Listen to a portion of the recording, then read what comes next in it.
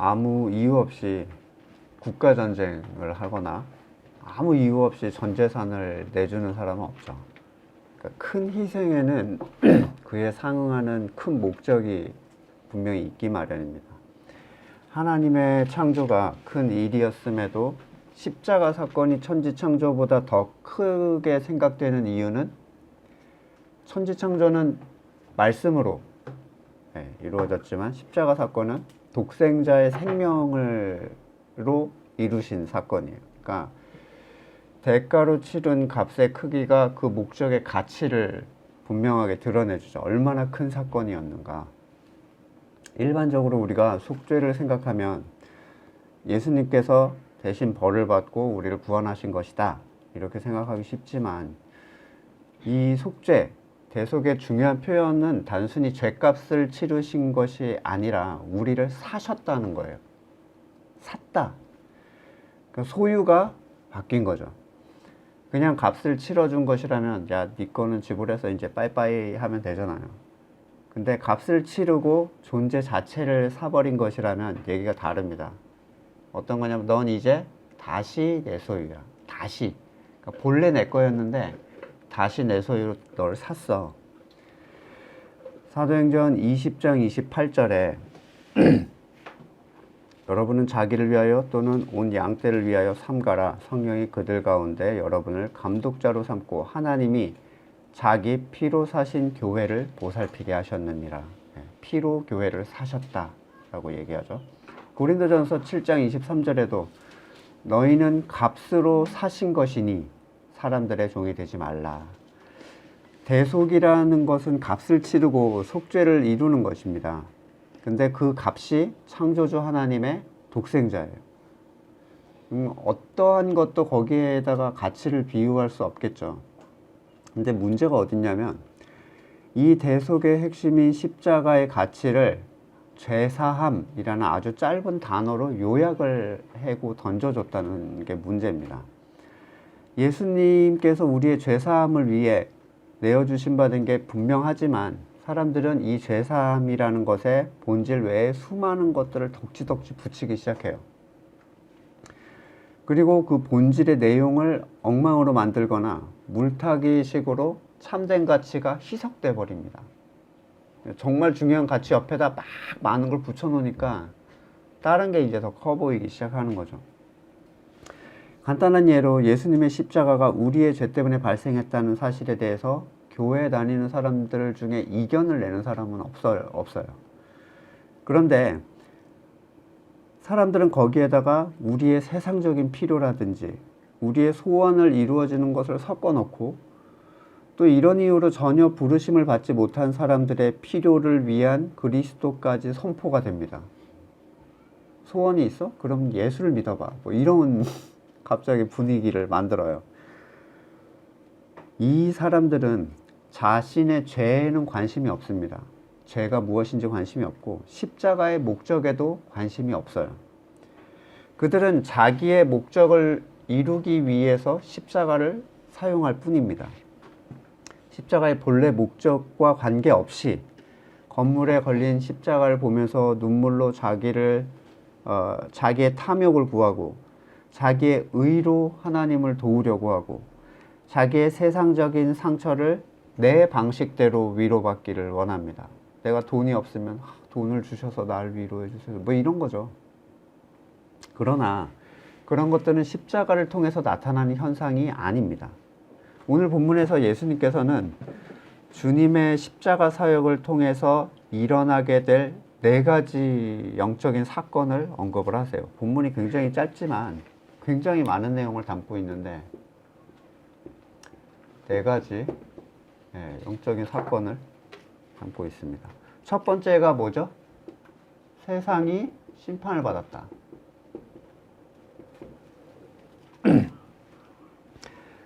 세상이라고 번역되는 헬라어 코스모스라는 게 성경 속에 굉장히 많이 나오는데 너무 다양한 상황에서 다양한 의미로 사용이 되고 있어요. 그래서 이 상황과 문맥을 잘 이해하지 못하면 굉장히 크게 혼동을 일으키는 단어예요. 문제는 단어 자체가 똑같은 단어를 사용하기 때문에 오해의 소지가 너무 많다는 거예요. 첫 번째로 하나님의 창조 세계를 세상이라고 표현합니다. 세상, 창조 세계. 하나님 만드신 모든 것을 세상이라고 표현해요. 두 번째는 사탄이 다스리는 세계도 세상이라고 표현해요. 그냥 세상이란 단어로 표현을 해버려요. 요한일서 2장 15절 이하에 이 세상이나 세상에 있는 것들을 사랑하지 말라. 여기서 말하는 세상은 하나님의 창조물을 얘기하는 게 아니라 사탄적 세계에 속한 것들을 얘기하는 거예요.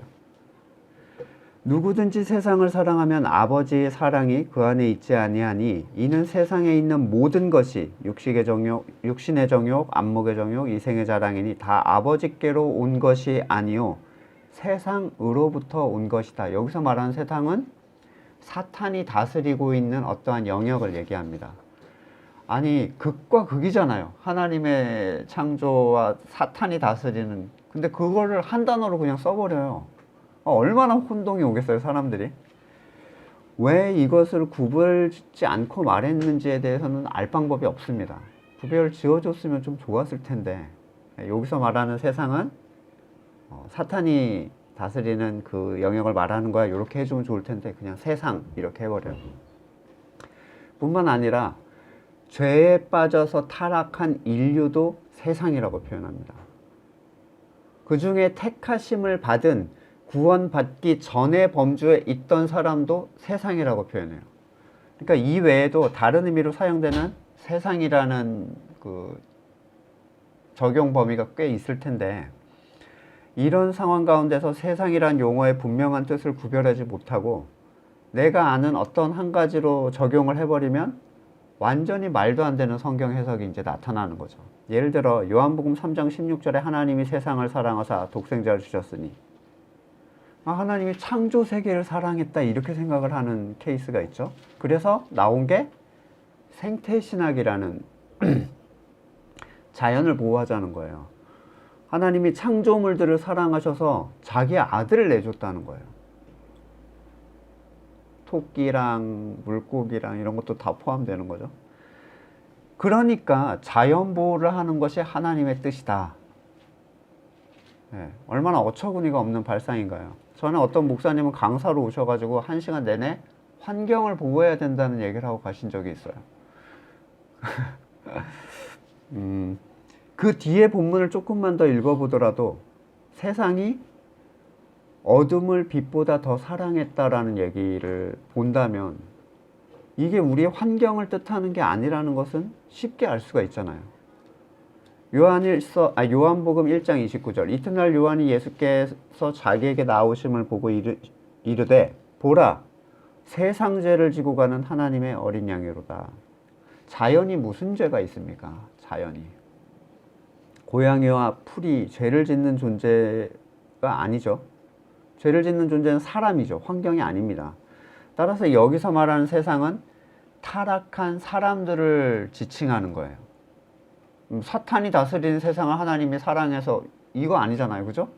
그러니까 이러한 범주에 대해서 문맥상 앞뒤 전후 관계를 살피고 무엇을 의미하는지를 제대로 파악하지 않으면 아주 큰 혼란에 빠집니다.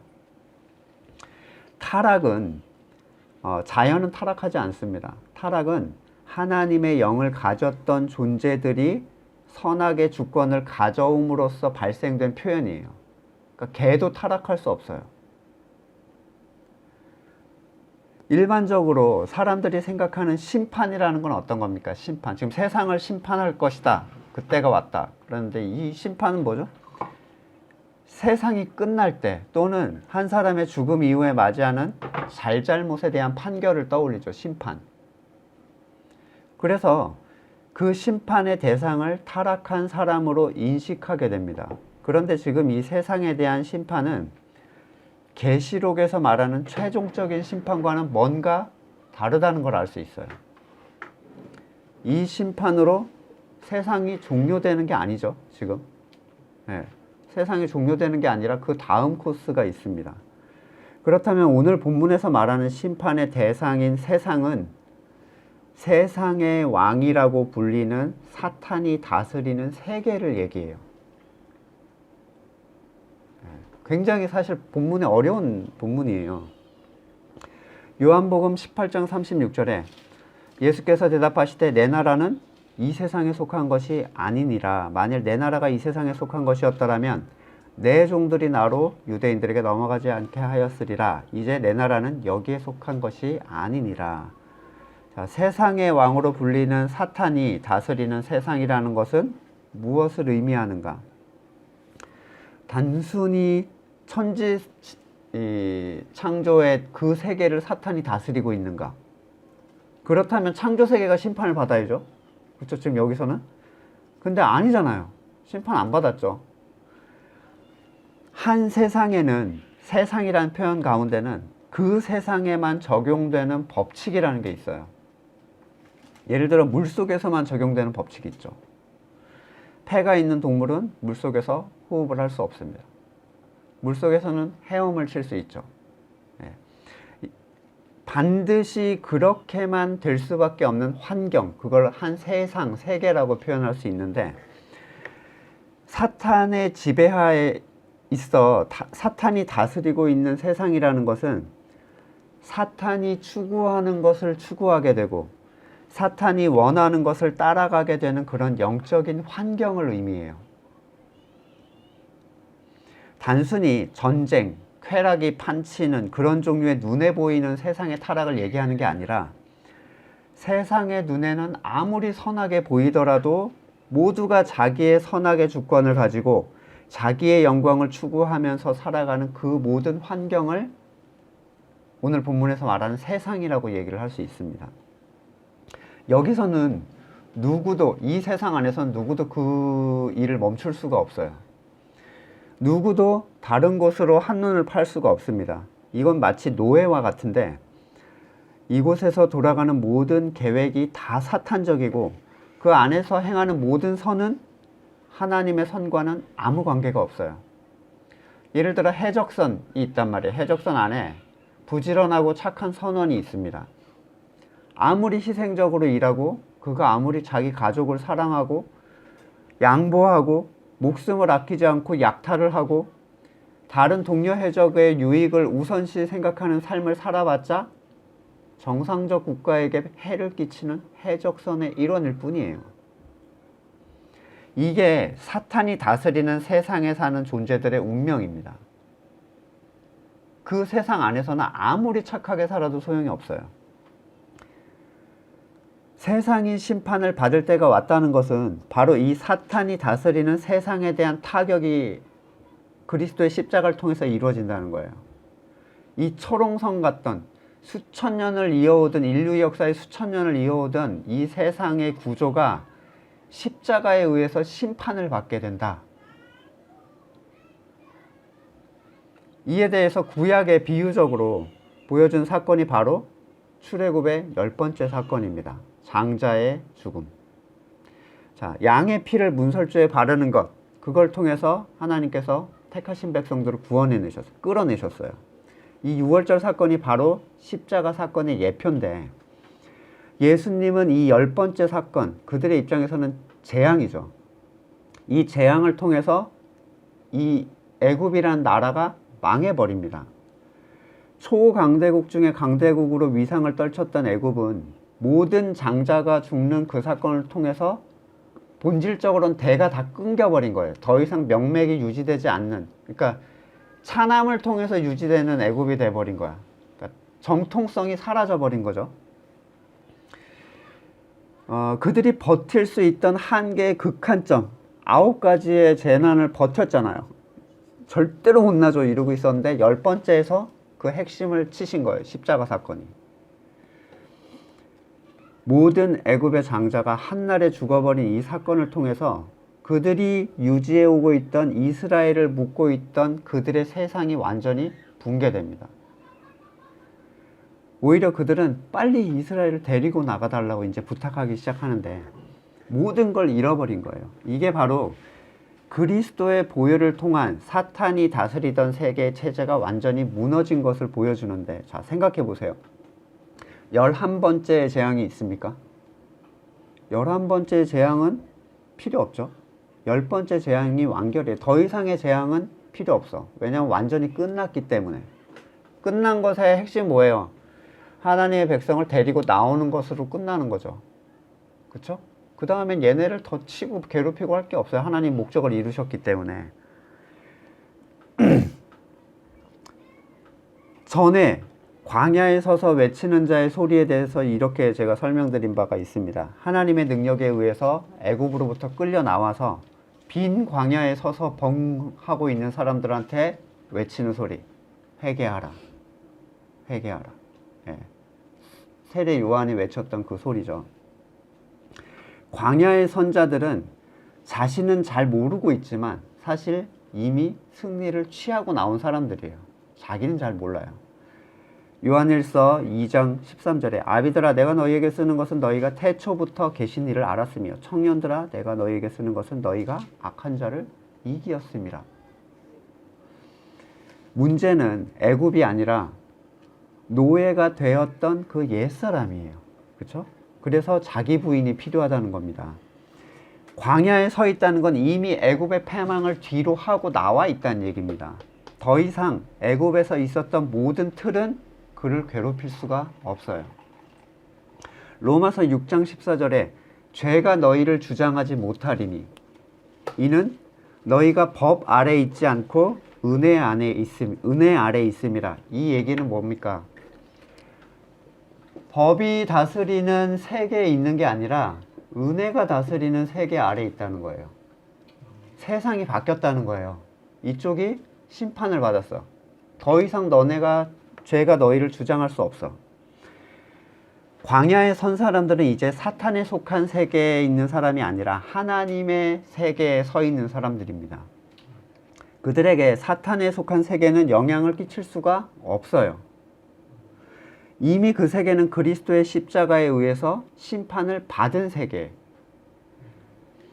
그것은 이미 모든 조직과 체제와 힘이 다 무너진 세계이고 완전한 파멸을 기다리고 있는, 두려움에 떨고 있는 세계예요.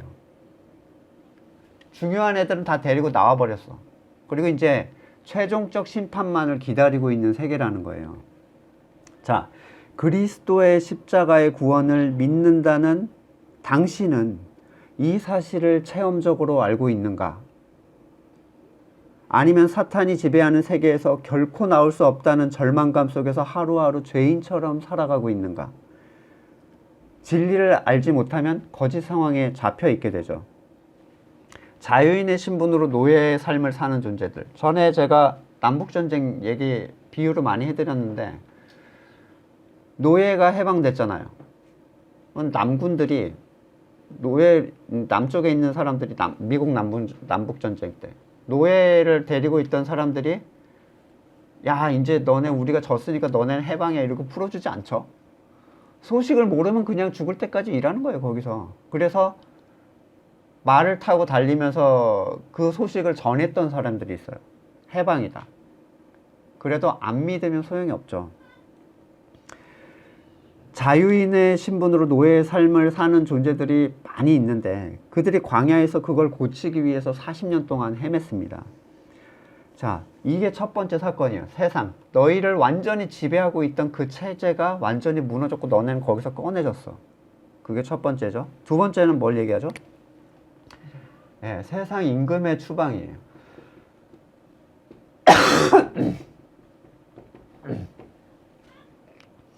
그 체제인 세상이 심판을 받아서 하나님의 택하신 자들이 더 이상 그 택하신 자들에게 힘을 쓸 수 없을 뿐더러 임금이 쫓겨나게 되었다는 사실, 그걸 알고 계시는지. 자, 사탄은 어디로부터 쫓겨났습니까? 그가 창조 세계에 존재하고 있죠 지금. 예, 창조 세계에 사탄이 없는 게 아니에요. 그리스도의 재림이 있을 때까지 그는 세상에 남아서 자기가 맞이하게 될 결국을 두려워하면서 최후의 발악을 하겠죠. 그렇다면 사탄은 어디로부터 쫓겨났습니까? 사람들로부터 나갔어요 사탄이? 아니죠. 예, 다스리고 있어요 아직도. 그러면 어디서 쫓겨났습니까? 택하신 백성의 왕의 자리에서 쫓겨났어요. 택하신 백성, 하나님이 끌어낸 존재들의 왕의 자리를 박탈해버린 거예요. 자, 나라가 쇠약해져도 왕은 남아있을 수 있습니다. 그쵸?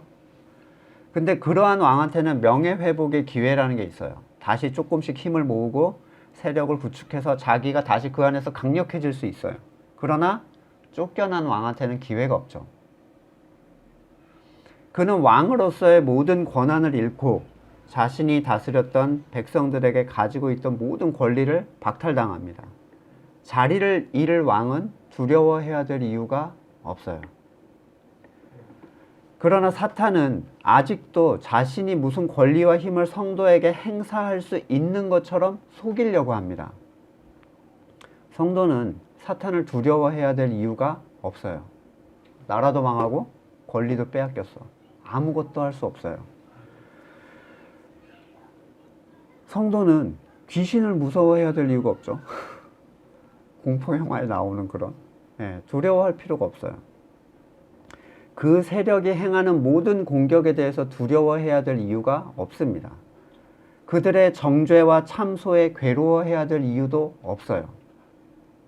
여러분, 정죄와 참소는 사탄의 핵심적인 공격무기예요. 핵심적인 공격무기. 네가 하나님 앞에서 죄인인데 어떻게 이렇게 던져대는 거죠.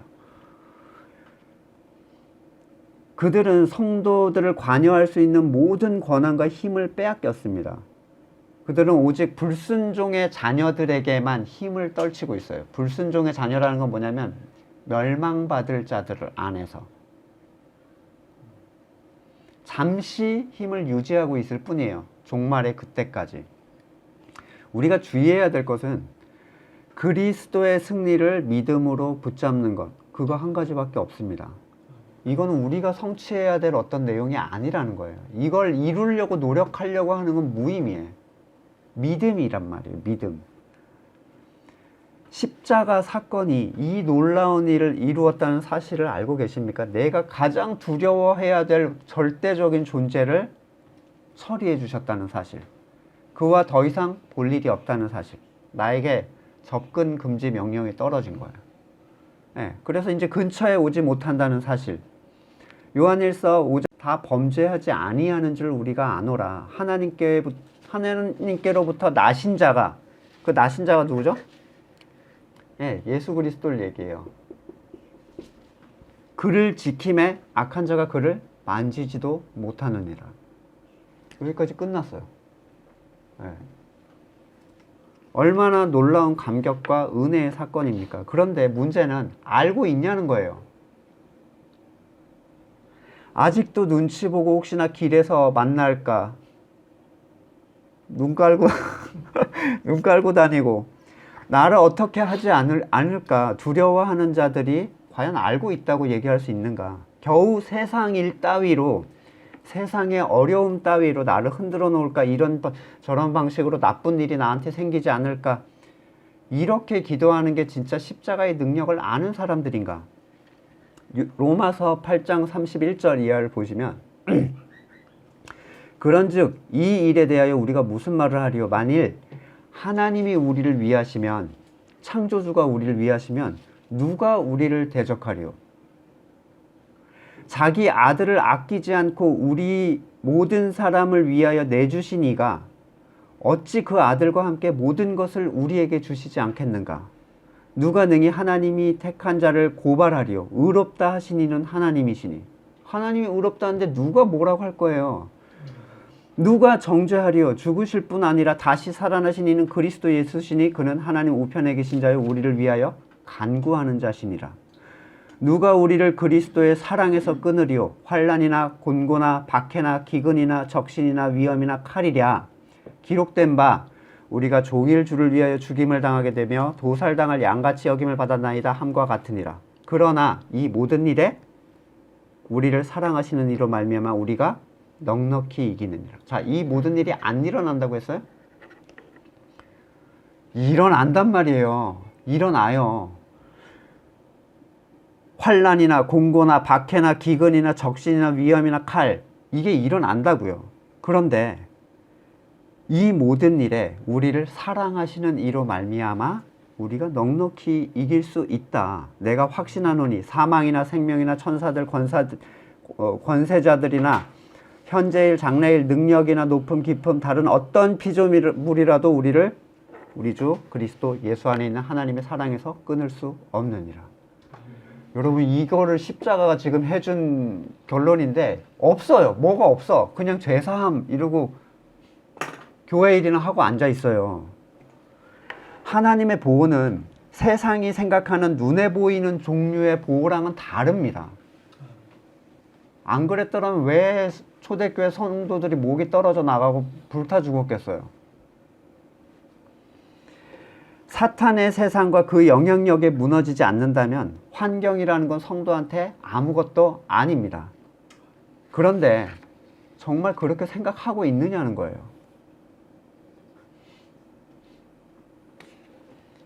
자, 세 번째 사건이 발생하죠. 왕은 쫓겨났고, 그러면 어떻게 돼요? 왕이 쫓겨났으면 다스리던 자가 없어졌어요. 그죠? 빈자리가 된 거잖아요. 회복된 하나님의 백성이 하나님께 드리는 고백이라는 건 뭡니까? 나에게 어떠한 선과 지혜가 없습니다. 능력이 없습니다. 나는 무능합니다. 그러면 누군가 나를 다스려줘야 될 거 아니에요. 내가 나를 주장할 수 없으니까. 그렇죠? 그래서 세 번째 사건이 일어납니다. 예수님께서 하늘로 들리셨죠.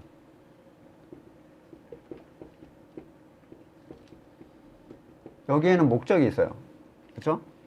특별한 일에는 언제나 목적이 있는데 세상의 왕 심판과 왕의 쫓겨남이 이미 십자가에 들리신 사건 이후에 발생하는 거잖아요. 그러니까 이 들리심을 어떤 분들은 십자가에 들리셨다 이렇게 생각하는 분들도 계신데 지금 이 네 가지의 사건은 십자가 사건 이후에 나타날 일들이에요. 그러니까 이걸 십자가 사건으로 보는 건 조금 저는 별로 동의하지 않는데 뭐 그렇게라도 할 수 있겠지만, 자, 사탄의 일을 무너뜨리시고 십자가에 들릴 이유가 없어요. 세 번째 다시. 그러니까 이게 이 말씀하신 건 십자가의 사건으로 성취되는 일들이에요. 그러면 예수님께서 하늘로 올라가시는 것에 대하여 우리 택하신 백성을 위함이다라고 얘기를 하셨어요. 목적이 뭐냐면 요한복음 16장 7절에 내가 너희에게 실상을 말하노니 내가 떠나가는 것이 너희에게 유익하다. 내가 떠나가지 아니하면 누가 아나요? 성령을 보내시기 위해서 올라가시는 거란 말이에요. 뭐냐면 왕의 빈자리에 대하여 채워주시기 위한 예수님의 일이에요. 이 승천이라는 것은.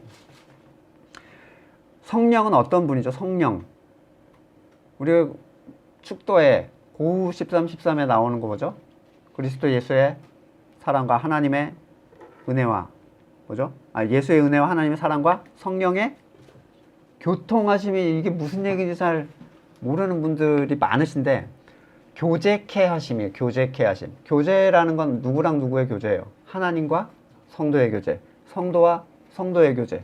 그러니까 하나님이 교제가 돼야 하나님이 우리를 다스리잖아요. 무슨 뜻인지를 알고 거기에 순종할 수 있고 그 가치를 깨달아 알 수 있게 해주는 존재가 성령님이에요. 그러면 이 성령님은 이 쫓겨난 왕의 빈자리를 채워주시는 존재라는 거예요. 요한복음 뒤편에 더 자세하게 나오지만 진리의 성령이라는 표현을 쓰는데 하나님의 뜻을 알게 하시고 교제케 하시고 뜻대로 행하게 하시는 분입니다. 사탄이 자기의 세계에 따라서 스스로 선악으로 자기 힘을 가지고 자기 영광을 따라 살게 만들었던 왕이었다면 성령 하나님은 하나님께서 다스리는 나라를 우리에게 임하게 하시는 실제적 실행의 능력을 주시는 분이에요. 하나님이 계획하시고 창조하시고 예수님이 성취하셨어요. 그리스도 구원을 성취하신 분이라면 그 성취를 우리 안에 실현시키시는 분, 이 성령 하나님이에요. 이런 이유에서 성령의 임재가 없이는 아무것도 스스로 해서는 안 됩니다. 이건 행위로 하던 것을 하지 말라고 브레이크를 거는 게 아니에요. 이런 거죠. 막 혼자 해왔던 사람이 이런 얘기 들으면 그럼 안 하면 되겠네? 너무 답답해요. 그런 분들을 보면 안 해봤죠. 저도 옛날에 안 해봤어요. 안 해봤더니 어떻게 돼요? 하나님이 하게 해줘요? 아무것도 안 돼. 내가 안 하니까. 이거 봐, 아무것도 안 되잖아. 또 내가 해. 이거는 거듭나기 전에 사람들이 하는 반응이에요. 아무것도 할 수 없다는 무능에 의한 선택이 아무것도 하지 않고 성령을 간구하는 상태예요. 예수님께서는 뭐라고 하셨어요? 나는 말 한마디도 나 스스로 할 수 없다. 무능을 얘기했어요. 할 수 없다. 그런데 어떤 이들은 에이, 성령이 오실 때까지 기다리면 어느 세월에 하느냐, 이렇게 반대를 합니다. 그러한 무능을 인정하며 하나님을 기다리는 태도를 미련하고 게으르고 무책임한 것이라고 비난을 해요. 생각해 보세요. 우주 한가운데서 조난을 당했습니다. 네? 내가 할 수 있는 건 아무것도 없죠. 우주로부터 지구로 돌아올 수 있는 방법이 없어요. 구조대를 기다리는 게 맞습니까? 아니면 지구의 방향으로 점프를 하는 게 맞습니까? 자, 지구는 무중력이, 이 우주는 무중력이기 때문에 특정 방향으로 계속해서 날아갈 거야. 난 지구에 도달할 수 있다라는 계산을 가지고 지구를 점프를 했어요. 지혜로운 거야? 대기권층에서 타버리겠죠. 여러분, 우주에서 지구로 들어오는 게 어려운가요? 하나님의 뜻대로 하나님의 영적인 일들을 행하는 게 어려운가? 둘 다 어렵지만 후자가 훨씬 어려워요. 후자가 훨씬 어렵습니다. 그런데도 인정하지 않아요. 그러니까 자기 멋대로 자꾸 일을 추진합니다. 주님의 나라가 임하게 해달라는 주님의 기도, 예수님의 기도, 그것은 성령의 임재에 대한 요청을 전제로 하고 있습니다. 성령을 간구한다는 것은 내가 무능하다는 고백에 대한 확증이에요. 하나님의 나라에 대한 소망이 분명함을 증명해 줍니다. 하나님께서 우리의 왕으로 우리를 온전히 다스리시는 것은 십자가 사건의 결과예요. 우리가 성령을 통하여 말씀을 통해 하나님의 뜻을 알고 하나님의 소망을 품고 기쁨으로 그것을 행하는 결과, 이것이 예수 그리스도의 십자가 사건으로 참된 성도들에게 이루어질 약속이에요. 그걸 알고 계십니까? 여러분은 약속의 성취를 누리고 계신가요? 그게 아니라 하나님을 알지도 말씀을 알지도 못한 채 어떠한 영적 교제도 없이 교회 일을 자기의 육체의 채움으로써 의를 쌓는 것이 정상적 성도의 상태겠느냐는 거예요. 예수님의 십자가는 하나님의 다스림을 약속해 줍니다. 하나님의 나라를 약속해 주는 거예요.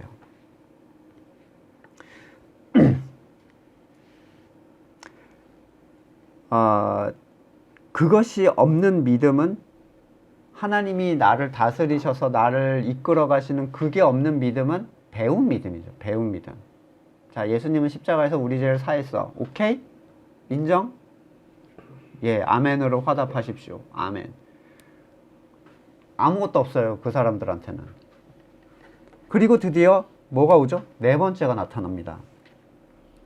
자, 모든 사람을 내게로 이끌겠노라. 여기서 말하는 모든 사람은 또 이걸 헷갈려 하는 분들이 있어요. 목사님 중에도. 전 인류를 뜻하는 게 아니에요. 모든 사람이란 용어를 성경 전체의 틀과 본문의 앞뒤의 문맥상에서 파악을 해야 되는데, 문자적으로 받아들인 사람은 무조건 전 인류래. 모든 사람은 전 인류. 하지만 성경은 분명하게 창세 전에 택함을 받은 자들에 대한 언급을 하고 있고, 전인류라고 이걸 표현하는 건 그 성경의 다른 본문과 정면으로 충돌되는 거라고 말할 수밖에 없어요. 그러니까 자기가 무슨 말을 하는지 모르고 여기서는 전인류를 불렀다고 하고 택하심의 본문에선 택하신 자가 있다, 이런 얘기를 해요. 혼란스러울 수밖에 없겠죠. 자, 예수님께서 부르시는 자들은 택함을 입은 소수의 사람들입니다. 오직 하나님의 주권에 의해 택함을 받은. 심지어 예수님 당시의 사람들이 예수님의 앞에 서서 예수님의 말씀을 들어도 아무것도 이해할 수 없었어요. 이유는 분명합니다. 요한복음 10장 26절에 너희가 내 양이 아니기 때문에 믿지 않는 거다, 이렇게 얘기를 하셨어요. 양이 아닌 존재들은 아무리 말씀을 들어도 소용이 없습니다. 주님의 음성을 들을 수 있는 귀가 없어요.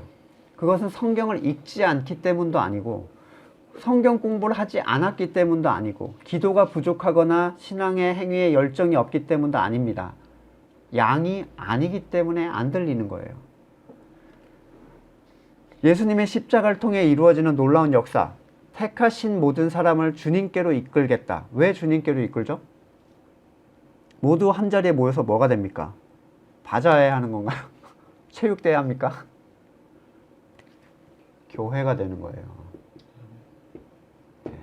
이게 약속이야. 십자가 사건의 약속들을 네 가지를 나열하신 최종적인 약속이에요. 보이지 않는 영적인 공동체. 교회는 거듭난 자들의 공동체예요. 이 공동체는 시간과 공간을 초월한 그리스도의 영적인 지체입니다. 이 공동체는 그리스도를 머리로 한다는 한 가지 이유 때문에 그리스도에 의해서 연결이 된 사람들인데 그들은 스스로 일을 만들어 하지 않아요. 예수 그리스도의 하나님의 일에 대한 선언이 뭐라고 했죠? 6.29 선언이 있다고 그랬죠? 네. 보내신 자를 믿는 것이 하나님의 일이다. 네. 그리스도를 통해서만 뭔가가 진행되는 거예요. 그리스도를 나의 머리로 삼을 때, 머리로 삼는다는 건 뭐예요? 예수님 나의 머리예요. 그런 자기 세뇌가 아닙니다. 자기의 무능, 자기의 완전한 무능, 내가 추구하는 선도 무능하다라는 철저한 자기 부정 속에서 오직 그리스도만이 나에게 지혜를 주시고 능력을 주시고 선을 알게 해주시는 존재라고 인정하는 거예요. 그런 사람들은 분명히 자기 일을 멈추게 돼 있어요. 이럴 때 머리를 통해서 성령을 받아 하나님의 뜻을 알고 서로가 서로와 한마음이 돼요. 연합하려고 놀러 다닐 필요가 없습니다. 말씀으로 한마음이 됩니다. 한 목적을 가지고 움직여요. 심지어 서로가 누구인지, 무엇을 목표로 하고 있는지 공유하지 않더라도 서로 충돌하지 않고 하나님의 때에 가장 적재적소에서 하나님의 다스림을 통해서 하나님의 일을 하고 있는 것을 발견하게 돼. 내가 의도하는 게 아니라는 거예요, 이건. 참된 교회, 예수 그리스도에 의하여 모인 영적인 공동체는 그 안에서 그리스도를 믿음으로 일어나는 일들을 체험하고 하나님의 다스림을 누리시는 그런 일들, 그것이 십자가의 약속을 통해서 주어진 일이라는 겁니다. 에베소서 1장 23절, 교회는 그의 몸이니 만물 안에서 만물을 충만하게 하시는 이의 충만함. 이게 결정체라는 거예요. 이게 만물을 다 충만하게 해준다는 거야. 이 교회라는 것 자체가. 건물교회 아닙니다. 착각의 소지가 너무 많아서 자꾸 건물이 아니다, 사람의 모임을 얘기하는 게 아니다라고 제가 자꾸 얘기하는데, 많은 경우에 교회는 사람의 손에 의해서 만들어지죠. 교회를 세우자. 십자가 꽂고 건물 세우고 이제 인테리어 하고. 예. 그들은 바르게 믿는다는 게 뭔지를 잘 모릅니다. 십자가가 뭔지 모르고 십자가의 영광됨이 뭔지를 잘 몰라요. 보세요. 앞에 본문에서 보였죠? 십자가, 그 고통이 곧 하나님의 영광이에요. 예. 이걸 통해서 이게 이루어진다는 거예요. 그들은 십자가가 가지고 오는 약속이 뭔지 아예 모릅니다. 그죠? 교회 일 열심히 하는 분들 이런 거 잘 몰라요. 그들은 항상 두려워하고 자기를 부족하게 생각합니다. 사탄의 지배 아래 놓여서 자기 힘으로 하나님의 의를 이루려고 해요. 그럼에도 불구하고 자신이 만들어 놓은 껍데기 일을 하면서 그것으로 의를 삼고 숫자를 모으기 위해서 세상의 교제를 사용하고 자기들의 교회됨을 유지하고 과시하기 위해서 더 큰 건물을 짓고 그걸 유지하기 위해 다시 헌신과 헌금을 강요합니다. 비극 아닌가요? 교회는 그리스도의 피값으로 사신 거예요. 사신 거. 우리가 만들어야 되거나 유지해야 되는 종류의 것이 아니란 말이에요. 에베소서 2장 13절, 이제는 전에 멀리 있던 너희가 그리스도 예수 안에서 그리스도의 피로 가까워졌느니라. 이 교회를 얘기합니다. 이것은 건물로서의 교회의 친교를 하는 가까움이라는 게 교회 건물의 친교를 얘기하는 게 아니라 택함을 입었던 육적 이스라엘과 구원 밖에 있었던 이방인들이 그리스도의 피값에 의해서 어떤 꺼리낌도 없이 그냥 하나가 돼버린 사건을 얘기해요. 머리가 하나인 교회인데 국가적인 나눔이라는 게 있을 수 있어요? 한국 교회 이런 얘기가 가능합니까? 왜 하나님이 만들어 놓은 걸 나눕니까, 국가로?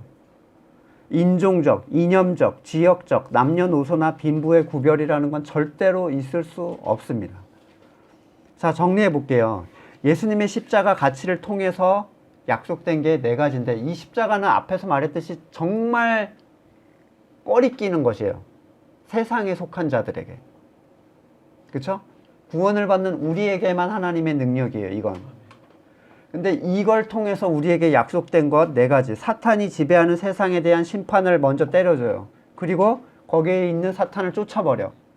그리고 거기를 다스릴 수 있는 성령의 임재를 그에게 부어주고, 마지막으로 그들을 하나로 모아서 가장 완벽한 창조물, 교회가 가장 완벽한 창조물이에요. 하나님이 피값을 주고 사신, 이걸 약속해 주셨다는 거예요. 33절의 본문을 보시면 개역개정은 약간 미묘하게 번역을 해놨어요. 개역개정은 어떻게 해놨냐면 이렇게 말씀하시면 자기가 어떠한 죽음으로 죽을 것을 보이심이러라. 좀 뜬금없죠? 뜬금없어요. 왜냐하면 이 본문, 이 번역으로 보면 예수님이 어떻게 죽게 될 것인가를 보이심이다, 이렇게 얘기를 할 수 있는데, 십자가 사형을 받음으로써 죽게 될 것을 보이심이로라, 이렇게 해석을 할 수 있잖아요, 이 본문 자체로는. 근데 새 번역은 다르게 번역합니다. 이것은 예수께서 자기가 당할 죽으심이 어떠한 것인지를 보이심이로라. 예수님 지금 앞에서 십자가에 난 죽게 될 거야 이런 얘기 하나도 안 하시죠. 이거 피하고 싶지만 나는 그냥 가야 된다. 근데 이 죽음이 너희에게 어떠한 것을 가져올 것이다를 보여주신 거지, 나는 십자가에 죽게 될 것이다 이걸 얘기한 게 아니잖아요. 근데 개역개정 번역은 그런 식으로 해놨어. 그러니까 앞뒤 관계없이 그냥 툭 꽂아놓은 것 같이 보이죠? 예. 자기가 당하실 죽음이 어떤 것인지를 암시하려고, 이게 정확한 번역입니다. 왜냐하면 십자가 죽음 언급하지도 않았어요. 그리고 이 일을 위해 왔다고 하시면서 그 죽음을 통해 일어날 일들을 얘기하고 계시죠. 그러니까 어떠한 방식으로 죽으심을 말씀하려는 것보다는 그 죽음이 어떠한 의미와 가치를 갖는지에 대한 암시를 하려고 이 말씀을 하셨다라고 이해를 할 수가 있겠습니다. 그리스도의 십자가 죽음, 그 참된 가치, 그리고 성도가 역시 져야 할 자기 부인과 자기 십자가, 그리고 그를 통하여 일어나는 이 네 가지의 사건이 사실 성도가 알고 들어가면 너무 좋은 거잖아요. 그쵸? 이걸 모르고 맨날 사탄의 세력에서 혼자, 그러니까 이런 거예요. 광야에 나와서 애굽인들을 향해서 칼질을 막 하는 거야. 슉슉슉 혼자 허공에다 칼질하는 거죠. 나와 있는데 나 내보내줘 그러고 막 미련하잖아요. 얘기를 다 해줬는데 왕도 쫓겨났어. 그러면 해야 될 건 뭡니까? 성령의 충만함을 간구하라고 했잖아요. 구하는 자에게 왜 주지 않겠느냐. 왜? 근데 이거는 전제가 뭡니까? 거듭나서 그리스도의 십자가의 가치를 알고 그걸 받아들이는 자들에게만 해당되는 사항이에요. 보세요. 십자가를 제껴놓고 자, 이걸 이루어준다고 해서 내 혼자 마인드 컨트롤로 하려고 해봤자 아무 소용없죠. 이것을 받아들인 자들이 누릴 수 있는 유익과 가치에 대한 얘기입니다. 이것들이 성도, 참된 성도된 자들에게 과연 성취가 되었는가를 우리는 살펴야 돼요. 우리의 신앙생활에서. 아니, 성취를 떠나서 알고는 있는가. 우리는 우리의 무지함을 다시 한번 살펴보고 하나님께 성령의 충만함을 간구함으로써 무엇을 해야 됩니까? 자유로워질 수 있고 하나님을 더 알므로써 하나님의 다스림을 누릴 수 있어요. 근데 이걸 자체를 모르는 신앙인이라는 건 아무리 24시간을 다 퍼다 붓는다고 해도 괴로운 일밖에 안 되는 거죠. 사탄은 와서 계속 참소하고 먹히지도 않는 참소가 얘한테 먹히는 거야. 막 괴로워해. 사실 영향력도 없는데. 얼마나 중요한 내용들을 얘기하고 있는지. 사실 뒤쪽을 한 번에 다 하려고 했는데 너무 중요한 내용이 너무 많은 거예요. 그래서 여기서 제가 끊었습니다. 말씀을 놓고 같이 한번 묵상을 해볼게요. 신앙인으로 십자가의 고난을 내가 기꺼이 지겠다는 사람으로서 과연 나는 이런 것들을 알고 이런 것들이 내 삶에 성취되었는가? 나는 이런 것들을 간구하고 있는가? 갈망하고 있는가? 예, 자기의 신앙을 한번 돌아볼 수 있기를 원합니다. 같이 기도하겠습니다.